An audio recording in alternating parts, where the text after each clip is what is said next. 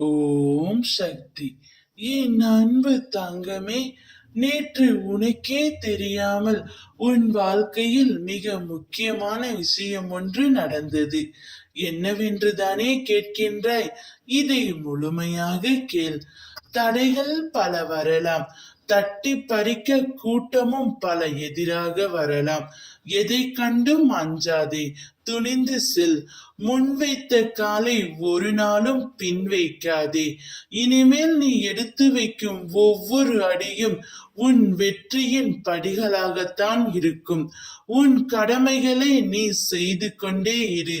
உனக்கானது நிச்சயம் உன்னை வந்தடையும். இப்பொழுது மன நிம்மதியோடு இரு. உனக்கான ஆசீர்வாதத்தை அம்மா நான் வழங்கிவிட்டேன்.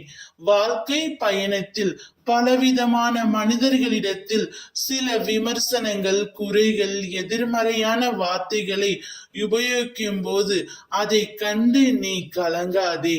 அவர்களிடம் உன்னை பற்றி நிரூபிக்க முயற்சியும் செய்யாதே. உன்னை புரிந்து கொள்ளும் காலம் நிச்சயம் அவர்களுக்கு வரும். அதுவரை எல்லாவற்றையும் என்னுடைய பாதத்தில் சமர்ப்பித்து விடு. உன்னை அறிந்த நான் உன்னுடன் இருக்கிறேன் என்பதை மட்டும் ஒரு நாளும் நீ மறக்காதே. இனிமேல் நீ போகும் பாதை அனைத்துமே முள்ளாக இல்லாமல் மலராக இருக்கும்.